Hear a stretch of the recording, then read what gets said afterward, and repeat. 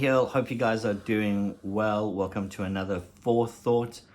It's so great to be with you wherever you are right now, Absolutely. in your living room or whatever. It's been an interesting week for most people. A whole week at home, a whole week of, if you've got kids, homeschooling. Hope that's going well. And just a week where it feels like everybody's routine and rhythm has been thrown out of whack. Yeah. We're experiencing that, like just weird having to go out 1 hour a day with the kids and like go do some form of exercise but not use play parks and stuff is absolutely kind of surreal. So we hope you're finding that stuff is all kind of going really well. Me and Charmaine have this reoccurring fight, which is about time and always being too busy.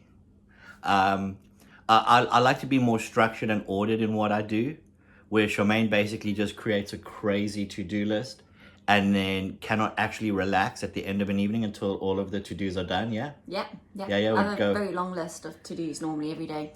Most of which are only in her head, so that creates an interesting conversation at times that we can have. But I think that it is symptomatic of what a lot of people feel, is that they're so busy that they don't actually have a huge amount of time to get things done. And it's interesting right now with everybody being confined to their homes or having to work from home, that a lot of people have got more time on their hands than they ever have. No school drop-offs, no long travels to work. And I think that there's a unique opportunity right now for us as people to be able to readdress some bad habits or bad rhythms we've gotten into because of the amount of time we had. And so I wanted to give you 3 quick helpful things to just help you quickly address those rhythms or habits and create some new routines. Cool. The first thing is take the time while you have it to think about what it is you're trying to achieve. Yeah. Without knowing the destination of where you're going, it's near impossible to get there. Yeah. While a lot of people will say life is a journey, and I think life is a journey, it's not a wonder. It's not just, let's just see where we end up at. It's not a walkabout. It is a journey that has a purpose to it. Absolutely. And while you've got some time on your hands, grab a cup of tea, grab a cup of coffee, whatever it is that your preference to drink. I gave up coffee for the 52 days of fasting. And let me tell you, the end is in sight. And I will take that cup of coffee and I will sit down and it's going to be good. And purpose, journeying with purpose, right? But for there. today, it's going to be a cup of tea. Yeah. But take a cup of tea, take a piece of paper, and just spend 15 minutes thinking, what is it that I'm trying to get done here? What is it I'm trying to accomplish?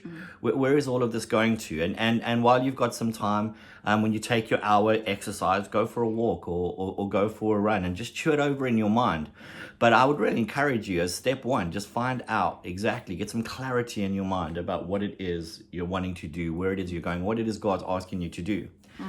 Secondly, and this is the key thing, start small. So once you've identified the purpose, where it is you're going and what you want to do, start off with something really small. Small actions you could actually do at home.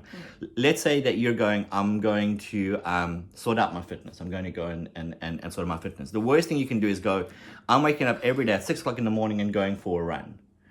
It may be easier to go, actually, over the next little while, for the next week, I'm going to go and do a half-hour walk every single day, really deliberately at this time. And at the end of that week, maybe you increase that to, now I'm going to do a 10-minute jog, followed by a 20-minute walk at that same time every day. These small little changes and putting in small little steps will help you begin to change the routine of what it is that you're after doing. Yeah. And the third thing is what Charmaine does really well. Make up lists, but not in your head. Write them out. Yeah. Lists of tasks that you need to get accomplished to help you begin to achieve and move into your routines. Yeah. When you start writing things down and start making lists, you very quickly can put into perspective just how much you are thinking you're going to get done. And once the list is written down, you realize, oh, hang on a minute, I've actually completely forgotten today that I should read and my Bible and pray to God, and I've got all these other things that I need to do, which has been prioritized over time, and things that I should be doing with God or things that God should be telling me. So write them down, because it puts it really into a good perspective of what you should be doing. Yeah. Yeah. That's great. And so I'd encourage you to just do those 3 things. Get your purpose, find out what it is about. Begin to put small incremental change steps into your life and write down exactly what your plan is to begin to do that. Don't let this period of time just be a waste of time for you. Don't let it be a time of just binge watching Netflix, catching up on nothingness, and actually going, what have I done with the last 2, 3, or however long this could last amount of time. But let this be a time where you don't have to go, I'm so busy, I can get nothing done. But rather a time when you can look and go, I've actually seen some big shifts in my life. The Bible tells us to use our time wisely. And so I would encourage you, use your time wisely. We can't wait to see you guys again. We can't wait to be together in the same room. Have a great rest of your day. Bye, guys. Bye.